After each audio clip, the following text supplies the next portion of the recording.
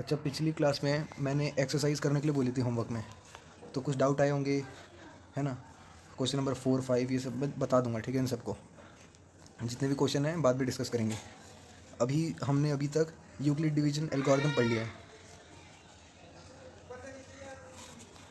आगे बढ़ते हैं, the fundamental theorem of arithmetics के बारे में जानते हैं। In your earlier classes you have seen that any natural number can be written as a product of its prime factors. ये जैसे मैंने आपको बताया था कि फंडामेंटल थ्योरम अर्थमेटिक्स से कहती है कि कोई भी कंपोजिट नंबर को प्राइम फैक्टर में लिख सकते हैं। पिछली क्लास में एग्जांपल भी दिया था कि 6 हो गया, तो एक कंपोजिट नंबर है, इसको 2 × 3 है ना, तो 2 3 ये सब क्या है, प्राइम नंबर्स हैं। फॉर इंस्टेंस 2 = 2, 2 तो खुद ही प्राइम नंबर है। 4 = 2 × 2 और 4 जो है कंपोजिट नंबर है। मगर देखो, प्राइम नंबर मैंने आपको पहले भी बताया था, फिर से बता देता हूँ, जो नंबर खुद से मल्टीप्लाई मतलब खुद की टेबल में आए और 1 की टेबल में आए, ऐसे सोचो। और मैंने सबसे अच्छा एग्जांपल याद करने के लिए दिया था, मतलब 7। अगर तुम भूल जाओ प्राइम नंबर क्या होता है तो 7 याद रखना। 7 एकदम 7 होता है, और एक 1 7 से 7 होता है, बस इसके अलावा कुछ नहीं होता है ना। तो ये सारे प्राइम नंबर होते हैं, जैसे 11 1 11 और 1 11 11, ऐसे ही होता है बस, और कुछ तो होता नहीं है। तो खुद के और 1 की टेबल में जो आए वो प्राइम नंबर है। बाकी औरों की टेबल में गलती से आ जाए, जैसे 18 हो गया, 9 2 18 होता है, तो ये तो आ गया 18, तो इसका मतलब कंपोजिट हो गया। आगे बढ़ते हैं, and so on, let us try and look at natural numbers from the other direction. This is that is can can any natural number be obtain by multiplying prime numbers. Let us see, देखते हैं, ठीक है, कि कोई natural number को हम prime number के multiplication से निकाल सकते हैं। जैसे प्राइम नंबर का कलेक्शन है, जैसे 2 3 7 11 और 23 23। वी मल्टीप्लाई सम और all of these numbers allowing them to repeat as many time as we wish. We can produce a large collection of positive integer. तो अब देखो, आपके पास 2 3 7 11 और 23 नंबर हैं, ठीक है, ये सारे के सारे प्राइम नंबर हैं। करके देख सकते हो, सिर्फ खुद की और 1 की टेबल में आते हैं। तो अब इससे हमें दूसरे इंटीजर निकालने हैं। देखते हैं कितने तरह के इंटीजर निकाल सकते हैं। मैं 7 × 11 × 23 कर दूँ, 3 × 7 × 11 × 23 कर दूँ, या कोई सा भी कॉम्बिनेशन, है ना। मतलब हम इसको एक को कितनी बार यूज़ कर सकते हैं और कुछ को तो यूज़ भी नहीं कर सकते हैं। ठीक है, देख लो, इतने सारे हमारे पास इंटीजर की लिस्ट आ रही है। ये रैंडम है, ठीक है, इसमें ज़्यादा दिमाग मत लगाना। Now let us suppose our collection of prime include all the possible prime. ठीक है, what is your guess about the size of this collection? Does it contain only a finite number of integer or infinite many? अब मान लेते हैं कि हमारे पास जो collection of prime है ना, मतलब प्राइम नंबर की कलेक्शन है, वो इंक्लूड कर रहा है सारे पॉसिबल प्राइम। ठीक है, ध्यान से सोचना, सारे पॉसिबल प्राइम मतलब दुनिया में। पहली बात तो बता दूं कि प्राइम नंबर, मैं बोलूँगा कि सबसे बड़ा प्राइम नंबर कौन सा है, तो अभी तक पता नहीं चला है उसका। ठीक है, मतलब जितना नंबर बढ़ाओगे उतने बड़ा प्राइम आ सकता है, सोचो। तो अभी अभी तक हमें पता ही नहीं है कि कौन सा सबसे बड़ा प्राइम है। ठीक है, फिर भी मान लो कि अगर हम सभी प्राइम को इकट्ठा करके उसको कलेक्ट कर दें, तो क्या हमारे पास सारे नंबर आ सकते हैं उससे, या हमारे पास कुछ फाइनाइट नंबर की लिस्ट, फाइनाइट मतलब सीमित, है ना, सीमित नंबर की लिस्ट होगी। देखते हैं। So if we combine all this prime in all possible way, we will get an infinite collection of numbers, all the primes and all possible product of primes, है ना। साफ सीधी बात है, जब तुम प्राइम नंबर ही फाइनाइट नहीं है, जब प्राइम नंबर ही सीमित नहीं है, उन सबके प्रोडक्ट तो इनफाइनाइट ही होंगे, है ना। तो वो चीज़ हो गई। This the question is, can we produce all the composite number this way? What do you think? अच्छा अच्छा क्वेश्चन है। डू, पहले मैं आगे पढ़ लेता हूँ। Do you think that there may be a composite number which is not the product of powers of prime? ठीक है, अब आप ये बताओ कि क्या ऐसा हो सकता है कि सारे कंपोजिट नंबर को हम प्राइम नंबर की मदद से बना सकें? या क्या आप सोचते हो कि कुछ ऐसे कंपोजिट नंबर होंगे जो प्राइम नंबर से ना बने हों? क्या सवाल है ना, मतलब क्या बोलते हैं, बहुत बेसिक सा सवाल है। अगर कोई कंपोजिट नंबर प्राइम नंबर के प्रोडक्ट से ही ना बने, कोई भी नंबर बोलो आप, जैसे बोलते हैं हम, क्या 20 मान लेते हैं। 20 जो है, अब 20 को, 20 किसकी टेबल में आता है? एक में आता है, दो की टेबल में भी आता है, 2 10 जा 20, है ना। फिर 4 की टेबल में आता है, 4 5 जा 20। इतने सारी टेबल में आता है, और ये सारे के सारे क्या हैं, कहीं ना कहीं तो प्राइम नंबर आ ही रहा है ना। 1, जैसे 2 था, है ना, 4 तो कंपोजिट हो गया, 5 प्राइम हो गया अगेन, है ना। तो ऐसा नहीं हो सकता पॉसिबल। देखो लिखा भी है बिफोर, अच्छा बोल रहे हैं कि before we answer this let us factorise positive integer, that is do the opposite. सही बात है। अब हम उल्टे से चलते हैं। अभी मैंने तो आपको आंसर बता दिया, अभी इन्होंने नहीं बताया, तो ये बताने की कोशिश कर रहे हैं और कह रहे हैं कि हम टेबल से देखते हैं। जैसे कि आप ये देखो, ये कितना है, 32,760 लिखा है, ठीक है, 3 2 7 6 0। तो ये जो है कितने सारे नंबर से मिलके बना है, देखो। 16,382 जा 32,760 होता है। ऐसे मतलब कहने का मतलब ये है कि हम इसको डिवाइड कर रहे हैं 2 से, फिर डिवाइड कर रहे हैं 2 से, छोटा करते गए, फिर 3 से डिवाइड कर दिया, जिसकी टेबल से जा रहा है उससे डिवाइड कर रहे हैं, है ना। और कंडीशन ये है कि वो छोटा नंबर होना चाहिए, यानी एक 2 से नहीं हो रहा तो 3 से ट्राई करो, 3 से नहीं हो रहा 4 4 5 ऐसे करके करो, ठीक है। तो ऐसा ही इन्होंने करा। आखिर में देखो, ये जो अटक गया आखिर में जाके, वो है 7 और 13 पे। अब 7 जो है, मैंने आपको बताया था प्राइम नंबर है, 13 भी प्राइम नंबर है। क्यों? क्योंकि किसी और की टेबल में 13 आता है। सिर्फ 13 एकम 13 होता है ना, और कहीं आता ही नहीं है, या 1 की टेबल में और 13 की टेबल में ही आता है। तो हमारे पास फैक्टर आ गए सारे, 2 2 2 3 3 5 7 13, इन सबका प्रोडक्ट कर, इन सबको मल्टीप्लाई कर देंगे तो हमारा ये जो क्वेश्चन में पूछ रहा था वो आ जाएगा। तो यहाँ 2 3 बार दिख रहा है आपको, 3 2 बार दिख रहा है ना, समझ में तो आ रहा है। तो 2 का क्यूब हो जाएगा और 3 का स्क्वायर हो जाएगा। ये कहाँ हमने पढ़ा था? एक्सपोनेंट्स एंड पावर्स में, क्लास 7 से पढ़ते आ रहे हैं, ठीक है। Late us try another number. मान लो इतना बड़ा नंबर है, असल में ये 1 2 3 4 5 6 7 8 9 है। तो इसको हम ऐसे लिख सकते हैं कि 3 का स्क्वायर प्लस 3803 और 3607, ठीक है, इन सब का प्रोडक्ट कह सकते हैं। Of course you can check that this and, अच्छा 3803 जो है क्या वो प्राइम नंबर है? 3607 क्या है, वो प्राइम नंबर है? तो आंसर है हाँ, है प्राइम नंबर, वरना नहीं होता तो फिर इसको और छोटा कर देते, है ना। कैसे पता चलता है कि प्राइम है कि नहीं? उसको डिवाइड करने की कोशिश करो, आपको पता चलेगा कि आप सोच रहे हो कि किससे डिवाइड होगा, किससे डिवाइड होगा, किसी से हो ही ना, ठीक है, सिर्फ अपनी टेबल से जाए। इसलिए this lead us to a conjecture that every positive number can be written as a product of prime numbers. तो एक बात तो साफ़ हो गई, ठीक है, जो मैं आपको पहले ही बता चुका हूँ, इन्होंने बताई कि हम कोई से भी कंपोजिट नंबर को प्राइम के फॉर्म में लिख सकते हैं, product of powers of prime. बहुत अच्छी बात बोली है। पावर ऑफ प्राइम मतलब क्या होता है? जैसे मैं यहाँ लिखा 3 का स्क्वायर, ऊपर लिखा 2 का क्यूब 3 का स्क्वायर, है ना, तो ये 2 की पावर 3, ये सब क्या है? पावर है, पावर बोलते हैं ना इसको। तो वही है ये। तो हम ऐसे कह सकते हैं कि कोई भी कंपोजिट नंबर को हम product of powers of prime कह सकते हैं। प्रोडक्ट मतलब क्या होता है? मल्टीप्लिकेशन, ठीक है, इतनी बात clear. In fact this statement is true and is called, और इसी चीज़ को हम कहते हैं फंडामेंटल थ्योरम ऑफ अर्थमेटिक्स, ठीक है। ये शायद तीसरी बार है, पहली क्लास में भी बताया था ना, जब हमने शुरू में चैप्टर को शुरू करा था। Because of the basic crucial importance of the study of integers. अब आपको समझ में आ गया होगा कि फंडामेंटल थ्योरम ऑफ अर्थमेटिक्स क्या होता है। नहीं आया तो फाइनल डेफिनेशन देख लो, इसको बोल, ये फाइनल है, ठीक है। कोई पूछेगा क्या होती है तो ये बोलना, every composite number can be expressed as a product of prime numbers. इतनी बात समझ में आती है कि कोई भी कंपोजिट नंबर हम प्रोडक्ट ऑफ प्राइम के फॉर्म में लिख सकते हैं। And this factorisation is unique, और ये फैक्टराइजेशन है यूनिक होगी। यानी अगर आपका कंपोजिट नंबर 6 है ना, तो 3 दूनी ही 6 होगा।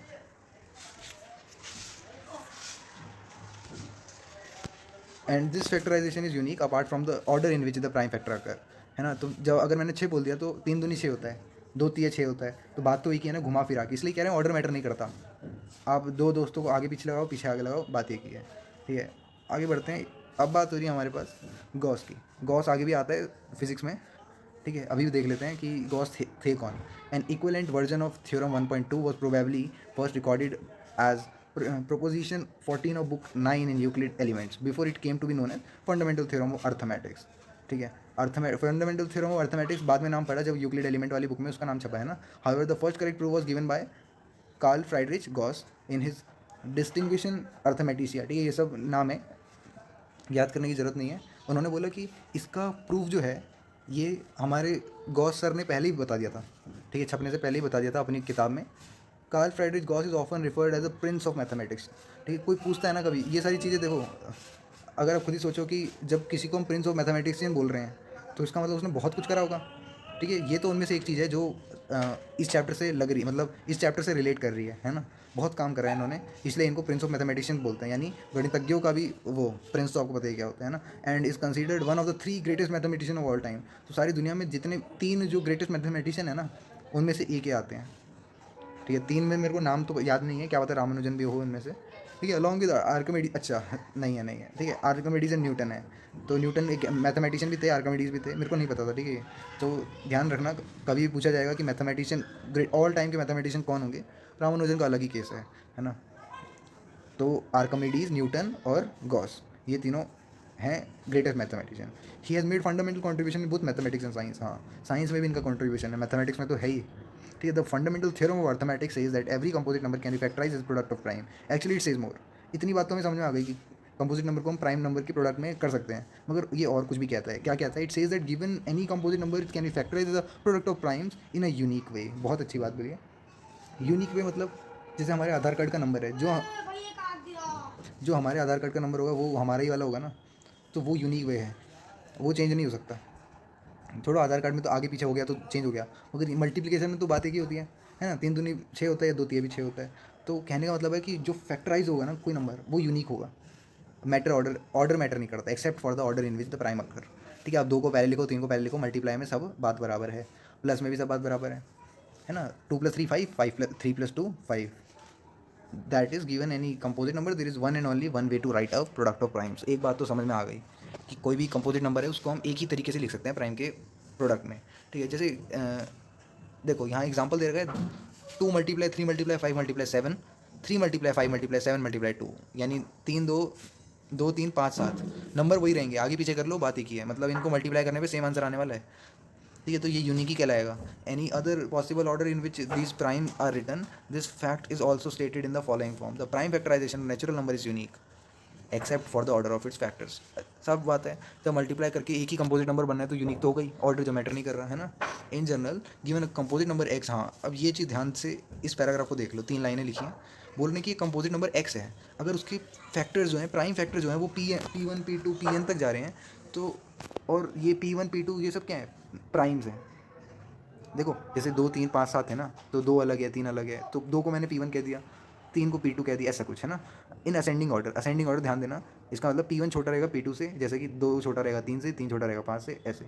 If we combine the same primes we will get powers of primes, और सेम को करेंगे हम कंबाइन तो पावर मिल जाएगी, जैसे 2 × 2 यानी 3 बार जब 2 को मल्टीप्लाई कर रहे हैं तो 2 का क्यूब ही लिख दो, इससे अच्छा है ना। तो इस फॉर्म में लिखेंगे आखिरी में जो दिख रहा है, once we have decided that the order will be ascending then the way the number is factorise is unique. एक बार समझ में आ गया कि ऑर्डर जो है वो असेंडिंग होगा तो फैक्टराइज करने का तरीका ही यूनिक होगा। अब यहाँ पे कोई झंझट ही नहीं रहेगी। अगर आपने दिमाग में डाल के रखो कि मुझे छोटा नंबर पहले लिखना है फिर बड़ा नंबर बाद में, जैसे अगर मैं बोलूँ 35 है तो 5 7 जब 35 होता है ना, आप 7 5 जब भी कह सकते हो, मगर यहाँ पे अगर आप छोटे से बड़ा करोगे तो 5 7 ही ठीक है, 5 छोटा है 7 बड़ा है, तो इस फॉर्म में लिखोगे तो हमेशा ही यूनिक रहेगा, ठीक है। हमें ज़्यादा सोचने की जरूरत नहीं पड़ेगी। अब फंडामेंट मतलब इसकी प्रैक्टिस रखना कि छोटे से बड़ा लिखने की। The fundamental theorem of arithmetics many application both with in mathematics and other field, ठीक है। तो इस जो भी हमने थ्योरम पढ़ी ना, फंडामेंटल थ्योरम ऑफ अर्थमेटिक्स, इसके बहुत सारे एप्लीकेशन है, मैथमेटिक्स में तो है ही यही, बाकी फील्ड में भी हैं। तो कुछ एग्जांपल देख लेते हैं फिलहाल। बोल रहे हैं कि एक नंबर है 4n where n is natural number. n क्या है, एक नेचुरल नंबर है, 4 की पावर n है कोई number. Check whether there is any value of n for which 4n end with the digit 0। तो हमें बताना है कि कोई ऐसा पावर बताओ कि जैसे सोच के देखते हैं, मैं 2 का बताता हूँ आपको। एक कुछ ऐसा हो सकता है कि 2 की पावर क्या करूँ कि आखिरी डिजिट 4 है, 2 2 4 यानी 2 का स्क्वायर कर दो, है ना, तो आखिरी डिजिट तो 4 ही है। अब आप बोलोगे आखिरी कहाँ है, पहली आखिरी बात ही तो एक है, एक ही डिजिट है तो वो आखिरी भी वही होगी पहली भी वही होगी, है ना। तो ऐसा ही कुछ बोल रहे हैं कि मेरे को आप एक ऐसा नंबर बताओ जो 4 की पावर में ऐसा कोई नंबर डाल सकता हूँ कि जैसे मैं बोलूँ 4 का क्यूब क्या होगा, तो जैसे 4 4 जो 16 4 जो 64, तो आखिरी में 4 आ रहा है ना। मगर ये पूछ रहे हैं क्या वो 0 आ सकता है, तो हम चेक करते हैं if the number 4n for any n where the end of the digit 0 then it would be divisible by 5। हाँ, तो देखो अप्रोच क्या है, सोचने का तरीका क्या है। मैं बोलूँ, आप पूछ रहे हो मेरे को कि क्या आखिर में 0 आ सकता है। अब आप मेरे को कोई भी नंबर बोलो जिसके आखिर में 0 हो, 30 मान लेते हैं, ठीक है, वो 5 से डिवाइड हो गई होगा, ये तो कन्फर्म है, फैक्ट है ये तो, है ना। 5 6 30, आप कोई सा भी 0 बोल दो, 100 हो गया, जैसे 100 भी 5 से डिवाइड हो जाएगा, 5 20 जा 30, सॉरी 5 20 जा 100, है ना। तो this is that is the prime factorisation 4n will contain prime 5। तो एक बात तो कन्फर्म है भाई, 4n का प्राइम फैक्टराइजेशन होना चाहिए, उसमें एक 5 नाम का एलिमेंट भी रहेगा। तो this is not possible because 4n equal to 2n का 2 की पावर 2n, है ना। 4 क्या है, 2 का स्क्वायर है, और 2, so the only prime in factorisation of 4n is 2। तो जो 2 ही है अकेला बचा तो क्या ही कर लेगा 2, है ना। 5 भी होना चाहिए था कहीं ना कहीं से, तो है नहीं। तो so the uniqueness of the fundamental theorem of arithmetic guarantee that there is no other prime in the factorisation of 4n so that there is no natural number n for which 4n end with the digit 0। समझ में ये बात कि 0 digit से and होने वाला कोई number ही नहीं है, ये fundamental theorem of arithmetic guarantee करती है, क्योंकि यूनिक नंबर होना चाहिए था वो, ठीक है। You have learned how to find HCF and LCM of two positive integer using fundamental theorem arithmetics in earlier classes. पिछली क्लासों में भी पढ़ा था आपने विदाउट रियलाइजिंग इट, आपको पता तक नहीं चला कि आपने इसको पढ़ रखा है ना। अब आपको बता देते हैं कि ये जो है जो आप करते आ रहे थे आज तक वो फंडामेंटल थ्योरम ऑफ अर्थमेटिक्स ही थी, और इस मेथड को हम प्राइम फैक्टराइजेशन मेथड कहते हैं। याद आया, let us recall this method, चलो याद करते हैं, ठीक है। फाइंड एलसीएम एचसीएफ ऑफ 6 और 20 by the prime factorisation method. अच्छा, 6 और 20 का एलसीएम एचसीएफ निकालना है। 6 को लिख सकते हैं 2 3 6, 20 को लिख सकते हैं 2 दूनी 4 दूनी 5, है ना। तो देखो 2 × 5 कर देंगे और एचसीएफ क्या हो जाएगा, 2 हो जाएगा। अब पता कैसे पता चलता है, 2 × 3 लिखा है ना 6 के सामने, 20 के सामने 2 × 5 लिखा है। आप एक बार बताओ दोनों में कॉमन क्या है, सिर्फ 2 ही तो है, तो आंसर आ गया 2 एचसीएफ में। एलसीएम में थोड़ा अलग चक्कर है, एलसीएम समझना, ठीक है, कि जो कॉमन होता है ना उसको एक ही बार लेते हैं। जैसे आप देखो 2 6 के सामने तो 2 है एक बार, 20 के सामने 2 है 2 बार, दिख रहा है ना? तो हम क्या लेंगे, 2 बार लेंगे, ठीक है, सॉरी 1 बार नहीं लेंगे, 2 बार लेंगे, तो हाईएस्ट बार लेते हैं। ऐसा नहीं कि आप 3 बार लिख दो, एक इधर से उठा लिया 2 इधर से, नहीं, सबसे ज़्यादा जहाँ पे होगा वहीं वाला लेंगे। उसके बाद 3 एक बार है तो 3 लिख दिया इधर, 5 एक बार है तो 5 लिख दिया इधर, तो 60 आ गया। समझ में आया? तो HCF होता क्या है कि product of smallest power of each common prime factor in the number. बहुत अच्छी बात बोली है कि स्मॉलेस्ट पावर जो होगी ना, smallest power of each common prime factor in the numbers. जैसे मैंने बोला कि एक नंबर है 2 की पावर 10 और दूसरा नंबर है 2 की पावर 5, तो इन दोनों का HCF क्या होगा, 2 की पावर 5। बात समझ में आती है? छोटा वाला। एक और मैं बोलूँ 3 की पावर 7 और बोलूँ 3 की पावर 2, कौन बड़ा? 3 की पावर 7 तो उसको हटा देंगे, 3 की पावर 2 यानी 9 रहेगा, है ना? 3 का स्क्वायर क्या होता है, 9 होता है, तो 9 हो जाएगा। एलसीएम का क्या है, product of the greatest power of each prime factor involve in the numbers. हमारे पास प्राइम फैक्टर होना चाहिए और ग्रेटेस्ट पावर में होना चाहिए, ध्यान देना। जैसे यहाँ पे 6 के सामने 2 की पावर 1 लिखी है और 20 के सामने 2 की पावर 2 लिखी है ना? तो कौन बड़ा, 2 की पावर 2 बड़ा, ठीक है? ये थोड़ा अंतर होता है दोनों में। From the example above you might have notice that HCF 6 20 into LCM 6 20 वो होगा 6 इंटू 20। तो एक बढ़िया बात समझ में आ गई हमें, बहुत अलग चीज़ है। आप बताओ कि दो HCF क्या आ रहा है, 2 आ रहा है, LCM क्या आ रहा है, 60 आ रहा है, तो 62 से कितना होता है, 6 दूनी क्या होता है 12, तो 120 आ गया। और वैसे आप सोचो दोनों का आंसर भी वही आ रहा है ना? मैं 6 को 20 से मल्टीप्लाई करूँगा, 2 को 60 से मल्टीप्लाई करूँ, आंसर तो वही आ रहा है ना? तो एक बात, बहुत अच्छी बात हमें पता चल गई कि for any 2 positive integer A and B, LCM into HCF जो होगा ना, वो हमेशा उन दोनों नंबर के प्रोडक्ट के बराबर होगा। समझना, आप HCF निकालो, आप LCM निकालो, उन दोनों को मल्टीप्लाई कर दो, इतनी बात क्लियर। अब जिन नंबर का आपने HCF निकाला है, LCM निकाला है ना, उन दोनों को खुद मल्टीप्लाई कर दो, आंसर सेम आना है। देखो जैसे नीचे एग्जांपल देखो, 2 नंबर दे रखे हैं आपको 96 और 404। 96 का फैक्टर कर दिए, 404 के फैक्टर कर दिए। HCF आ गया हमारे पास 2 का स्क्वायर, है ना? पता है कैसे, छोटा वाला देखना है। LCM आ गया हमारे पास दूसरा तरीके से, हम दोनों को मल्टीप्लाई कर देंगे और डिवाइड कर देंगे 4 से, आंसर आ जाएगा 9696। ठीक है, ये प्रॉपर्टी याद रखना, है ना? देखो ऊपर लिखा है HCF into LCM equal to A into B। मैंने क्या करा, HCF को मल्टीप्लाई में था, नीचे आके डिवाइड में चला गया, वही करा बस। अब इन तीनों का करना है यूजिंग प्राइम फैक्टराइजेशन, तो कर देंगे। तीनों के फैक्टर निकाले, HCF निकाला तीनों का, है ना, और LCM निकाला तीनों का। अब यहाँ थोड़ा देखना, यहाँ पे नहीं कर सकते आप, 3 नंबरों का नहीं हो सकता ऐसा, ठीक है? सिर्फ ये 2 नंबरों तक ही सीमित है, इस बात का ध्यान देना। अच्छा, होमवर्क क्या है, एक्सरसाइज 1.2 करके आनी है, ठीक है? नहीं होगा कोई बात नहीं, हम सारे डाउट जो हैं वो आखिर में सारी एक्सरसाइज को एक साथ ले लेंगे, ठीक है? उससे क्या होगा, जब एक्सरसाइज कर रहे होते हैं तो ऊपर के कॉन्सेप्ट क्लियर हो जाते हैं। अब मैं सारी की सारी एक्सरसाइज एक साथ करवा दूंगा तो सारे कॉन्सेप्ट क्लियर हो जाएंगे दोबारा से, है ना? इसलिए मैं इसको आखिर में कवर करूँगा। अच्छा, ये है revisiting irrational numbers. Class 9th में आप you have introduce to irrational numbers and many of other properties you studied about their existence and how the rational and irrational number made up together. You have study how to locate irrational numbers on number line, however we did not prove that they were irrational. In this section will prove, ठीक है? तो एक बात आपने जानी कि कौन से नंबर इरेशनल होते हैं, कौन से रैशनल होते हैं, कक्षा 9वीं में, ठीक है? अब 10वीं में आ गए हैं, पूछ रहे हैं कि क्यों भाई, क्यों होते हैं रैशनल, क्यों नहीं? यहाँ पे टर्मिनेटिंग नॉन टर्मिनेटिंग नहीं बोलेंगे, यहाँ पे प्रूव करके दिखाएंगे। तो रूट पी कोई भी नंबर हो सकता है, उसको इरेशनल प्रूव करना है, वेयर पी प्राइम नंबर होगा, सॉरी पी प्राइम नंबर होगा। One of the theorem we use in our proof is fundamental theorem of arithmetics. तो एक बात समझ में आ गई, 2 3 5 4 का तो देखो 2 हो जाता है रूट, है ना? समझ में आया? रूट 4 क्या होता है, 2 आ जाता है। मगर ये जो प्राइम नंबर होते हैं इनका रूट नहीं आता, ये इरेशनल नंबर्स होते हैं। तो याद करो कि 9th क्लास में ये लिखा था कि number s is called irrational if it can not be written in the form of p by q, जहाँ पे पी और क्यू इंटीजर है और क्यू जीरो नहीं हो सकता, क्योंकि डिनोमिनेटर में कभी जीरो नहीं आता। Some example of irrational number within which you have already familiar with this, √2 √3 √15 root pi, ठीक है? पाई तो अकेला ही काफ़ी है, minus √2 by √3 and so on. Design नहीं चल रहा है यहाँ पे पता ही नहीं चल रहा कि मतलब बाहर नहीं लगाया जा सकता, साफ सीधी बात है ना? Before we prove that √2 is irrational in the following theorem, वो proof is based on fundamental theorem of arithmetics. एक और थ्योरम आ गई है, इसका प्रूफ किस पे बेस्ड है, फंडामेंटल थ्योरम ऑफ अर्थमेटिक्स पे। तो इसका मतलब आसान होगा, है ना? Let p be the prime number if p divide a square then p divide a. साफ साफ बात है ये तो। मैंने बोला एक नंबर है जो दूसरे नंबर के स्क्वायर से डिवाइड हो पा रहा है, तो क्या वो दूसरे नंबर से डिवाइड नहीं होगा क्या, है ना? स्क्वायर से हो पा रहा है तो उससे भी हो जाएगा, तो ए एक पॉजिटिव इंटीजर होगा। तो मान लेते हैं कि प्राइम फैक्टराइजेशन ऑफ ए जो है वो इस तरह से कि P1 P2 से लेके Pn, जहाँ पे ये सारे प्राइम है, और ए स्क्वायर क्या हो जाएगा, P1 square P2 square and, हाँ इसकी बात कर रहा था मैं, ठीक है? इस पैराग्राफ को ध्यान से समझना। Now we are given that P divides a square, हमें पता है कि P डिवाइड कर रहे है ए स्क्वायर को, तो फंडामेंटल थ्योरम कहती है कि it follows that p is one of the prime factor of a square. इसका मतलब पी एक प्राइम फैक्टर निकला। However using uniqueness of fundamental theorem mathematics we realise that only prime factor of a square are this. यानी p जो होगा, देखो इसमें बोल रहे हैं कि पी जो है वो डिवाइड कर रहा है ए स्क्वायर को। ऐसा कब हो सकता है? जब पी ए स्क्वायर का फैक्टर हो एक। और मैंने देखा ए स्क्वायर के तो पी वन ये सारे फैक्टर थे, है ना। तो पी जो है वो p one p two p n में से कोई एक है, हमें ढूंढना है वो कौन सा है। Now since a equal to p one p two and so on p divide a, तो इतना क्लियर है। अगर पी इनमें से कोई एक है, इसका मतलब वो तो ए को डिवाइड कर रहा है। और now ready to give over, ठीक है, इतनी बात समझ में आ गई ना, यही थी थ्योरम। ठीक है, now ready to give the proof. अब प्रूफ देते हैं इसका। The proof is based on technique और प्रूफ ऑफ कॉन्ट्राडिक्शन। बहुत अच्छी प्रूफ है ये, कॉन्ट्राडिक्शन का proof.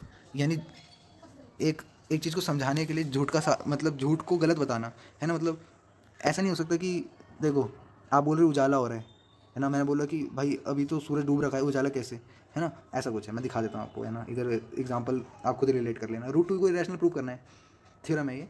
Late us assume the contrary that root two irrational. ठीक है, जो जिसको जो प्रूव करना है ना, मान लो कि वो है ही नहीं। मैंने बोला कि तू इसको चोर मानना है, ठीक है, मेरे को प्रूव करना है ये आदमी चोर है। मान लो कि ये चोर नहीं है, शुरुआत ऐसे करनी है। तो मान लो कि एक रैशनल नंबर है रूट टू, तो इस रैशनल नंबर को हम पी बाई क्यू की फॉर्म में लिख सकते हैं, या आर बाई एस, कुछ भी बोल दो। आर ए जो है वो कॉमन फैक्टर मतलब एक टाइप के कंपोजिट नंबर है, ठीक है। तो root two equal to a by b हो गया। तो root two equal to b divide में था, वहाँ के मल्टीप्लाई हो जाएगा, स्क्वायर कर दो दोनों साइड को, ठीक है। तो therefore two divides a square. इतनी बात समझ में आई, टू जो है वो ए स्क्वायर को डिवाइड कर रहा है। तो it follows that two divide a. तो इसका मतलब क्या हुआ कि टू ए को डिवाइड कर रहे हैं। So we can write that a equal to two c. इतनी बात समझ में आई। मैं देखो ए बी सी डी तो कुछ भी ले सकते हो आप, p q x y z. तो अगर टू ए को डिवाइड कर रहा है तो इसका मतलब टू की टेबल में ए आता होगा। मान लो टू सी जा ए होता है, ठीक है, इस तरह से समझो इसको। Substituting for a we get two b square equal to four c square, that is b square equal to two c square. तो जैसे ही मैंने इसमें वैल्यू पुट करी, substituting for a we get this. हुआ क्या? Four two b square equal to four c square आ गया। कैसे? बी की वैल्यू क्या थी? देखो a equal to two c था। अब मैंने क्या करा, to b square equal to a square था ना, मैंने ए स्क्वायर की जगह टू सी पुट कर दिया, तो क्या हो गया? फोर सी स्क्वायर हो गया। अब फोर सी स्क्वायर हुआ, इसका मतलब b square equal to two c square. इसका मतलब क्या हुआ कि टू जो है वो divide b square, and so two divide b, है ना। B square equal to two c square मतलब टू बी स्क्वायर को डिवाइड कर रहा है, इसका मतलब two divide b. Therefore a and b have at least two common factor. ये क्या हुआ? टू कॉमन आ गया दोनों में। ऐसा तो हो नहीं सकता भाई, अगर वो रैशनल नंबर है पी बाई क्यू की फॉर्म में, तो ऐसा कॉमन कैसे आ सकता है? But this contradict the fact that a and b have no common factors. तो this contradiction arise because of incorrect assumption that root two is rational. तो हमें क्या पता चलता है कि रूट टू एक इरेशनल नंबर है। रूट थ्री का भी ऐसा ही है, सेम। रूट थ्री को ए बाई बी ले लेते हैं, three b square equal to a square हो जाएगा। और इसका मतलब क्या हुआ कि ए स्क्वायर डिवाइड होता है थ्री से, और ए स्क्वायर थ्री से डिवाइड होता है, तो हम इसको ए इक्वल टू थ्री से लिख सकते हैं, क्योंकि ए स्क्वायर थ्री से डिवाइड होता है तो ए भी थ्री से डिवाइड हो सकता है। और जैसे ही हमने वैल्यू रखी इसकी, तो नाइन सी स्क्वायर आ गया। अब नाइन सी स्क्वायर को थ्री से नाइन काट देंगे तो आ जाएगा b square equal to three c square. ये क्या हुआ? बी भी थ्री की टेबल में आ गया। ऐसा कैसे? ए और बी तो थ्री की टेबल में आ गई, मगर आपने तो बोला था कि कोई फैक्टर ही नहीं होगा इनका, तो इसका मतलब कॉन्ट्राडिक्शन है। इसका मतलब हमने गलत एजम्पशन ली थी। क्या गलत था? कि हमने इसको रैशनल कहा था, इसका मतलब ये इरेशनल है। तो क्लास 9 में भी हमने पढ़ा था द सम और difference of rational and irrational number is irrational, and the product and quotient of non zero rational and irrational number is irrational. क्या बोला इसमें? 9th क्लास में हमने पढ़ा था कि अगर दो नंबर का सम करोगे या डिफरेंस करोगे, एक रैशनल होगा और इरेशनल होगा, तो आंसर इरेशनल ही आना है। जैसे two plus two root two, क्या होगा आंसर? इरेशनल होगा। Product and quotient of non zero rational and irrational number is irrational. अच्छा, प्रोडक्ट भी ऐसा ही कुछ है। जैसे मैंने बोला root two divide by two या root three divide by four, ये सब क्या इरेशनल है। तो चलो इसको प्रूव करते हैं। जैसे मैंने बोला फाइव माइनस रूट थ्री को इरेशनल प्रूव करना है। आपको पता है कि अच्छा, शुरुआत ऐसे करते हैं कि मान लीजिए कि five minus root three rational है, that is we can find co prime a and b such that five minus root three equal to a b. ऐसा में ढूंढना है कुछ। Therefore five minus a b equal to root three. एक बात तो clear है कि भाई five minus root three minus a b equal to root three होगा। क्यों? अगर इधर माइनस में तो उधर जाके प्लस हो जाएगा, है ना, उधर प्लस में तो इधर आके माइनस हो जाएगा। रीअरेंज थोड़ा बहुत करके देखा, पता लगा कि five b minus a by, है ना, एलसीएम ले लिया। Since a and b are integer we get five minus a b is rational, so root three is rational. अब हमें पता चला कि भाई ये तो तुम एलसीएम लेने के बाद ए बाई बी की फॉर्म में लिख पा रहे हो, है ना, मगर रूट थ्री तो इरेशनल था। ये कैसे हुआ, इसका मतलब इसमें कंट्राडिक्शन हो गया, और ये एक इरेशनल नंबर है। ठीक है, अगला एग्जांपल भी ऐसा ही है, शो दैट 3√2 इज़ इरेशनल। तो मान लेते हैं कि 3√2 रैशनल है, तो √2 इक्वल टू a/3 भी हो जाएगा, है ना। और जब 3a/3 भी एक रैशनल नंबर है और √2 भी रैशनल होना चाहिए, मगर √2 तो इरेशनल था, इसका मतलब हमने गलत एजम्पशन ली। तो इससे पता चलता है कि 3√2 भी एक इरेशनल नंबर है। ठीक है, तो इस तरह से क्वेश्चन करने हैं एक्सरसाइज 1.3 के। सारे क्वेश्चन ऐसे ही होंगे। ठीक है, शुरुआत में जो जैसे √5 अकेले को करना है तब तो हमें ऊपर वाले एग्जांपल की तरह करना होगा, और अगर पेयर में करना है तो नीचे वाले एग्जांपल की तरह। ठीक है, चलो देख लेते हैं इसको, थोड़ा सा ही रह रहे हैं, आप धीरे धीरे सुनना इसको, है ना। Revisiting rational number and their decimal expansion. Class 9th you have studied the rational number have either a terminating decimal expansion और a non terminating repeating decimal expansion. ये रैशनल नंबर की यही खास बात होती है। तो इस सेक्शन में हम क्या देखने वाले हैं कि जैसे p/q होता है ना, ये तो टर्मिनेटिंग होगा, and when it is non terminating repeating होगा, या अगर वो टर्मिनेट नहीं हो रहा है तो रिपीट हो रहा होगा। जैसे 0.375 इसको हम लिख सकते हैं 375 डिवाइड 10^3, है ना, ऐसे ही करके सारे नंबर के साथ। As one would expect that they can also all be expressed as rational numbers, would denominator and power of 10, let us try and cancel the common factor between the numerator and denominator we get। अच्छा, जब हमने देखा कि ऊपर वाले जितने भी हमने डिवाइड कर मल्टीप्लाई करे, हमने नीचे देखा कि 0.375 को मैंने 375 पे 10³ करा। जब मैंने इनको काट के देखा है तो पता चला कि ये तो 3/2 का क्यूब हो गया। एक बात समझ में आ रही है, देखो इन सब के डिनोमिनेटर देखो, एक का 2 का क्यूब आ रहा है, दूसरे का देखो 5 का क्यूब आ रहा है, तीसरे का 2⁴ मल्टीप्लाई 5, चौथे का 5 का, यानी ये 2 और 5 की पावर में आ रहे हैं। तो पैटर्न समझ में आया। It appear that we have converted a real number whose decimal expansion terminate into a rational number of form p/q where p and q are co-prime and the prime factorization of denominator has only power of 2 और power of 5 और both। ठीक है, या तो 2 की power में है या 5 की पावर में, या दोनों की पावर में। जाहिर सी बात है, अगर एक की पावर नहीं होगी तो उसका मतलब क्या होगा, उसकी पावर 0 होगी, है ना। We should expect the denominator to look like this since power of 10 can only have power of 2 and 5। तो even though we have looked only few example, एक चीज़ तो समझ में आ गई कि you can see that any real number which is decimal expansion as that terminate can express in the real numbers, वो डिनोमिनेटर इज पावर ऑफ 10, है ना। एक बात समझ में आ गई कि 10 की पावर में होगा। Also the only prime factors of 10 are 2 and 5। So 2 or 5 है prime factor of 10. So cancelling out the common factor between the numerator and denominator, we find that these real numbers is a rational number of the form p/q। तो 2 की power n 5 की power m में दिखाया जाएगा, अगर denominator होगा तो decimal expansion terminate हो जाएगी। ठीक है, जैसे ये थ्योरम देखो, let x be a rational number whose decimal expansion terminates. मान लेते हैं कि x एक रैशनल नंबर है जिसका डेसिमल एक्सपेंशन टर्मिनेट हो रहा है, then x can be express in the form of p/q where p and q are coprimes. ठीक है, को प्राइम क्या होते हैं, पेयर, मतलब को जैसे बोलते हैं ना कि को होस्ट, जैसे सुना होगा, जैसे वो कोई फंक्शन होता है तो दो दो होते हैं लोग स्टेज पे, है ना, एक होस्ट करते हैं एक को होस्ट करते हैं, वैसे ही को प्राइम होता है, मतलब दोनों ही प्राइम होते हैं एक तरह से। तो को प्राइम होंगे p and q, and the prime factorisation of q is in the form of 2 की पावर n 5 की power m where n and m are non negative integers. ये समझ में आया कि n और m नॉन नेगेटिव होंगे और हमेशा q जो होगा उसके फैक्टर 2 की पावर n और m 5 की पावर m होंगे। You probably wonder what happened the other way around in theorem 1.5। That is, if we have a rational number of the form p/q and the prime factorization of q is of the form this, तो जाहिर सी बात है, जब आप कोई number को terminating बोल रहे हो और उसका डिनोमिनेटर 2 की पावर n और 5 की पावर m में कह रहे हो, और अगर आप इसको उल्टा कह रहे हो कि डिनोमिनेटर 2 की पावर 5 2 की पावर m और 5 की पावर n में है, तो इसका मतलब भी तो वही ये हुआ कि ये एक टर्मिनेटिंग डेसिमल एक्सपेंशन है। देखो, अगर ऐसे में समझ में नहीं आते तो एग्जांपल के साथ समझा करो, एक छोटा सा एग्जांपल ले लिया करो। जैसे यहाँ पे लिया है 3/8, है ना, तो 3/8 यानी 3/2 का क्यूब। तो हम ऐसे लिख सकते हैं कि 3/2 का क्यूब को मल्टीप्लाई डिवाइड कर सकते हैं 5 के क्यूब से, है ना। इससे क्या होगा, 375 डिवाइड 10 का क्यूब हो जाएगा, यानी 0.375। तो ये एक डेसिमल एक्सपेंशन टर्मिनेट हो गई। समझ में उल्टा चल रहे हैं इस बार हम, और समझ में आ रहा है कि हमें ये टर्मिनेट हो रही है।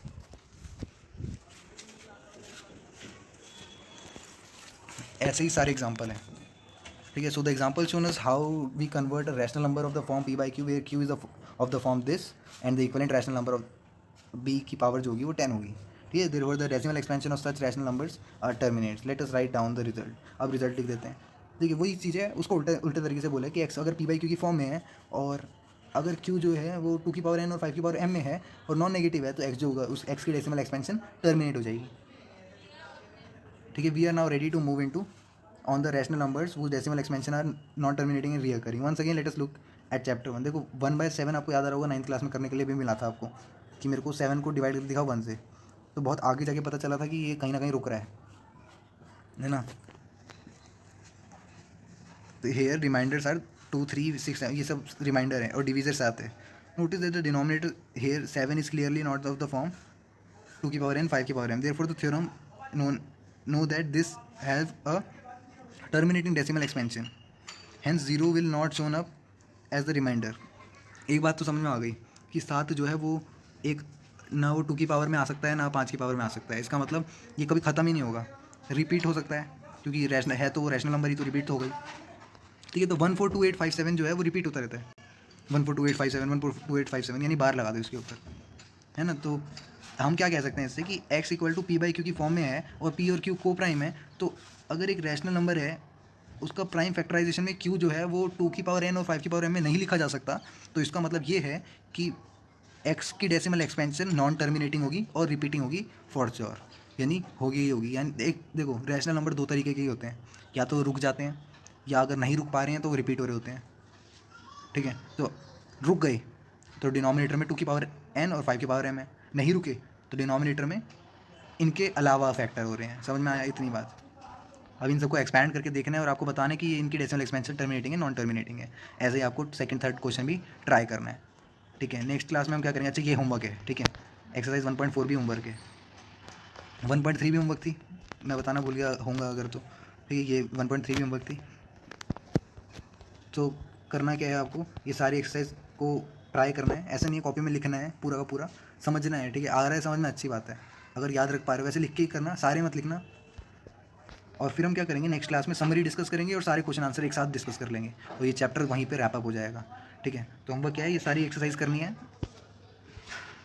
ठीक है, अच्छा बीच में मैंने बोला था ना कि 3 नंबर का LCM इंटू HCF वाला काम नहीं होता, वो ये वाला चक्कर होता है। ये पढ़ने की ज़रूरत नहीं है, वैसे पेपर में नहीं आएगा, मगर जिसको इंटरेस्ट है वो पढ़ सकता है। ठीक है, फिलहाल तो आपका ये सब काम है। और आज हमने फंडामेंटल थ्योरम भी देख ली और उसके कुछ एप्लीकेशन वगैरह भी देख ली है ना, कि उसके यूज़ वगैरह देख लिया हमने। चलो फिर आज के लिए इतना ही।